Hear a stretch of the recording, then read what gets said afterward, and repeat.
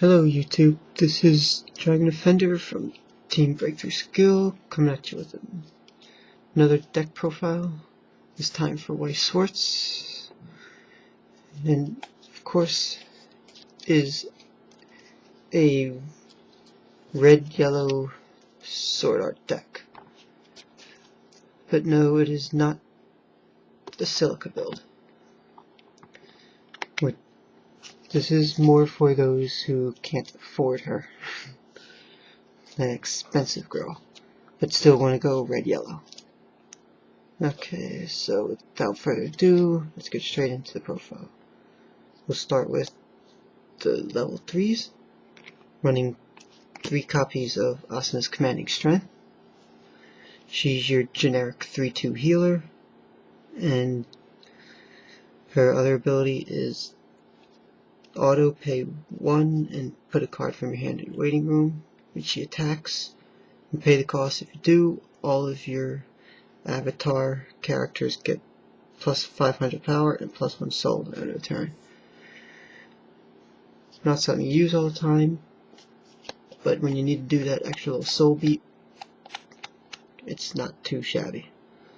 Okay, and that's actually all our grade 3s. Like, Sword Art is like a very early game type of deck where grade 1s are its best offense. And believe it or not, there's like not space for a more grade 3 centric. But of course you can always modify it how you please. On to level 2s. Level 2s, right, 2 Lightning Flash Asuna. She's our 2/1 8K. She has first effect is when she swings against a level on your turn. If the character facing it is level 3 or higher, she gets plus 4K and plus 1 soul. The 4K is okay, but it's mainly that plus 1 soul for a cost of 1 to put her into play. That's what we're doing. We want that. We like that 2 soul beat. Killing things with her is okay, but you don't really usually want to do it. Well, you do want to do it, but it doesn't hurt you if you don't, type thing. Because her second ability is when her battle opponent becomes reversed, she could put the character she killed into she has to put the character she killed into the opponent's stock. That part is kind of bad because you don't want to give your opponent stock, but if you end up killing them, if you manage to kill them, then it didn't matter, but still. Right, then we're running 2 Searching Lisbeth. She's another 2/1 8K. She's our climax combo piece where she salvages. She has auto pay 1 when she attacks if Seeking Warmth, which is the gate trigger, is in the climax area. You can pay the cost. If you do, choose up to 2 characters in your waiting room, return them to your hand, and then choose a card in your hand and drop it to your waiting room. And then she gets plus 1K power for the turn. So it's nice that she gets a little power boost on top of it. Plus you can grab a couple characters and then discard a dead card that might be in your hand, just for the swing. And since the climax is a 1K1 because it's a gate trigger, she'll basically be 10K for that turn, not counting any assists. And then our last level 2 is of course Lisbeth's Determined Confession. She's your 2/1 generic level assist. All of characters in front of her get plus X power, where it's 500 multiplied by the character's level. And then And she has a nice combo with one of her level 1s that I'm going to get to later. And then of course she has a second ability which is nice. It's pay 2 when she's placed on stage from your hand. You pay the cost if you do. Choose a character in your waiting room and return it to your hand. So she has that little bit of that little salvage going on. It's a nice little bonus effect. Anyway, that's our level 2s. We only run 6 because Sword Art doesn't really have the greatest level 2 game. It's more of a beat everything in the face, like starting at level 1 and just ride that level 1 game type thing. Anyway, moving on to level 1s, we run 4 Lisbeth Changes Clothes, our little half-naked Lisbeth. She is a 1-0, so she's free to put in. She's giggity. Anyway, and she's 45 power, and then she gets plus 500 power for each other avatar net character. So with a full field, she's a 6-5 barring any assists, which is nice. So we run 4 her. Then we run 4 Asuna Takes Shelter. This is our marker character. She's a 1-0 to put in play. She's a 4-500 as well, a 45. And then she, excuse me, and she has 2 abilities. First one is continuous when she gets plus 1 level 1. She gets plus 1 level 1 plus 1500 power for each marker under her. And then when her battle opponent becomes reversed, you can put the top card of your deck under her as a marker. So she powers up the more she kills things. And of course, which is a nice little combo with this, since she gains levels when she has markers, and she gives power per marker. So essentially she'll be gaining 2k per marker when these are out, and she just become huge like a giant wall. It gets a little crazy if she goes unchecked. Our next level 1 is 3 copies of Lee Group Asuna. We don't run a ton of activate abilities, so that's why we don't run a full playset. But she's still really good between some of our level 0 game and, of course, the excuse me. And then, of course, like backups, they all give her plus 1k power extra whenever you use the activate ability. Up to 2 times per turn, she gets an additional plus 1k power. She's level 1 with 1 cost, and she's 6-5 naturally, so she's pretty good. She's stronger in, say, a blue-yellow deck because of all the activate abilities in it, but she's still good in this. So that's why we run 3 of her. Since we're not running Kirito, that's why we're not running in Prison Queen, before anybody asks. And then we have, rounding out the character level 1s, we have 3 Vice Commander Asuna. Our 1-0 backup. She gives 1k to the character that she's backing up, and then if you use her backup and you have 2 or more avatar nets in play, you get to give 1k to something. It doesn't have to be the same character, it can be, and that's what's good if you combine it with your own Lee Group Asuna. So essentially it becomes like a 3k backup for no cost if you put both things on her. And then of course our last level 1 is 3 copies of our event, our counter event, Self-Sacrifice. You pay 1 to use it, and then you choose one of your avatar net characters, and that character gets plus 3,500 power to end a turn. It's really powerful for level 1 to get that 3-5. And of course, that's why we went 3 of it.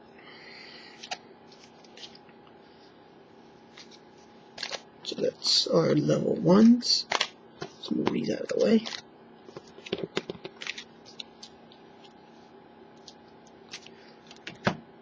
And then moving on to level 0s.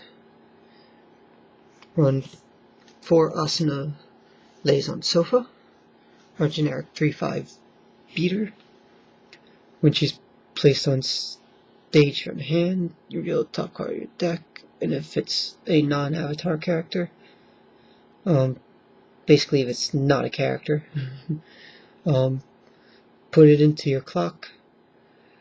So basically she'll damage you for 1 if you check like a climax or something. It's kind of a slight downside, but it doesn't happen very often.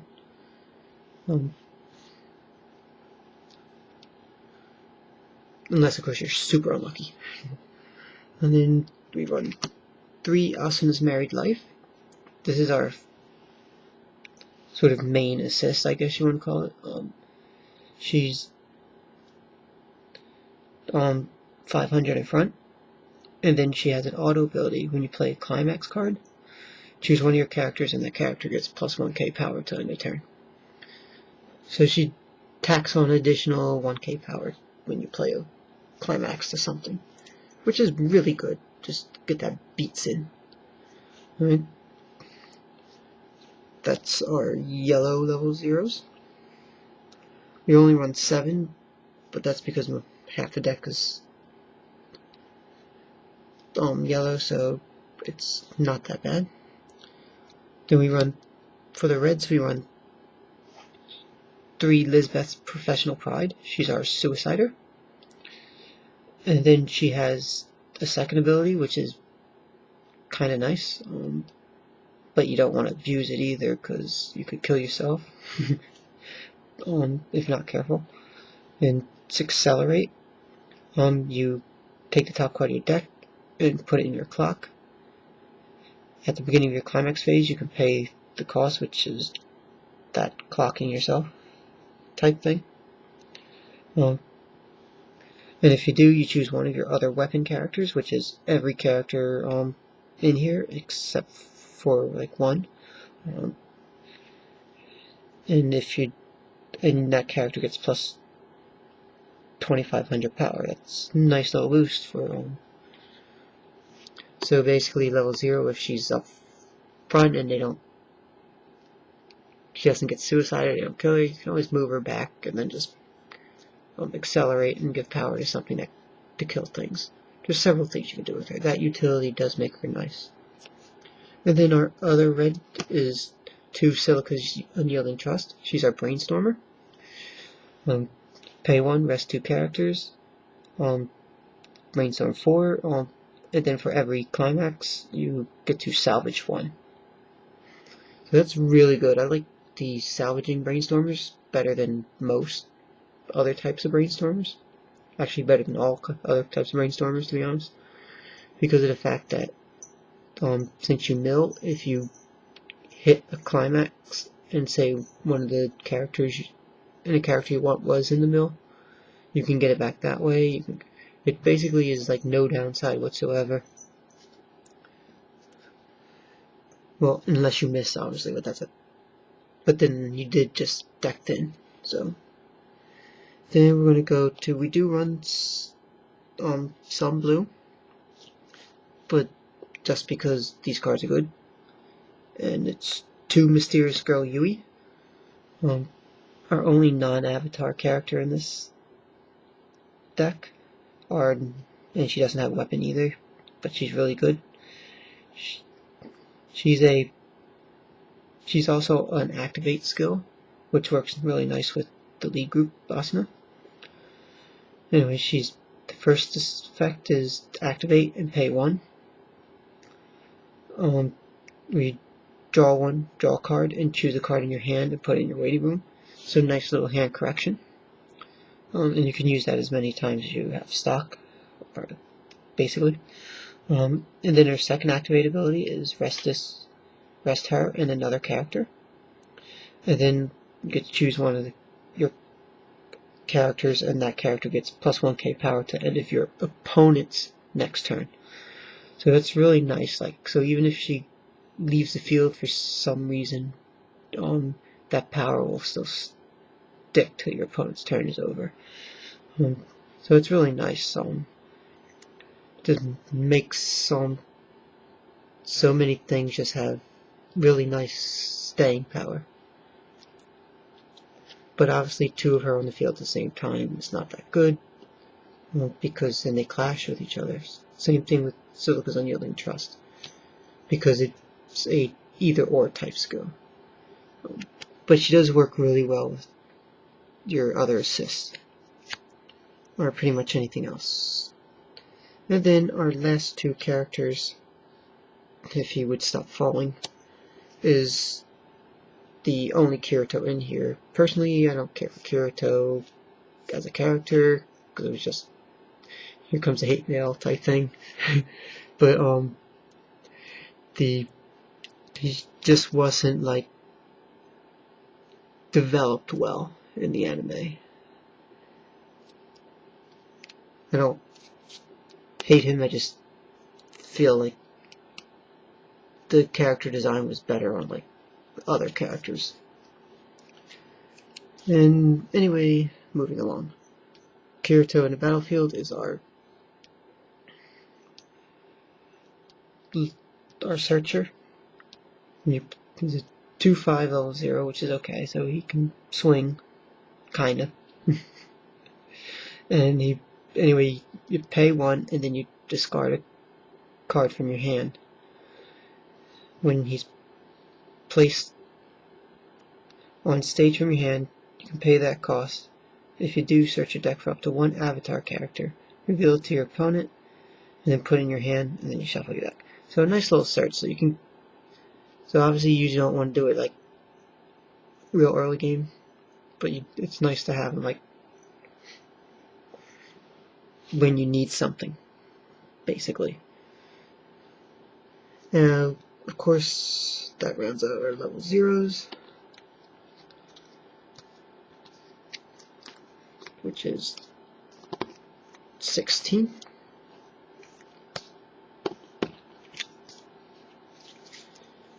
And our level 1s, because I don't believe I said it, was 14. 14 level 1s. 6 level 2s, and 3 level 3s.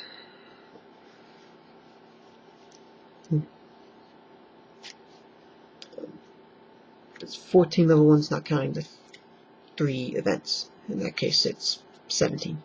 And then lastly is our climaxes. We run 4 Star Splash for that soul bounce. I don't run the combo because it is a little situational, even though it's good. And plus, as you can see, space issues. Went for the beaters instead of the searchers, because Kirito in Battlefield does do a good job for searching. And then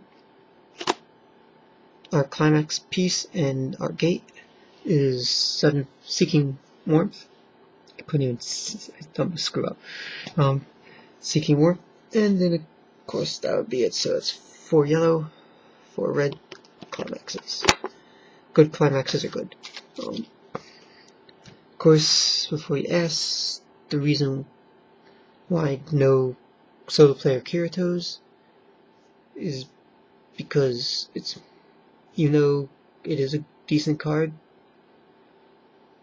Through testing, it just wasn't as good in this build.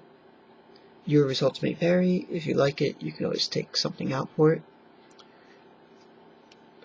But because he wasn't on color, it felt like it ran smoother to just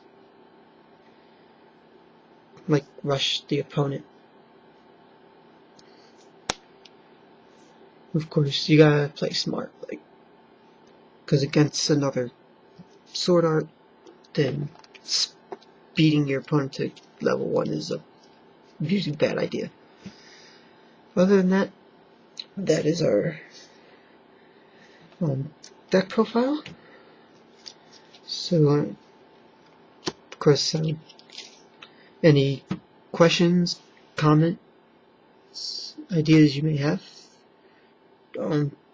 leave it down below in the comment section. And thank you for watching. Dragon Defender from Team Breakthrough Skill, signing out.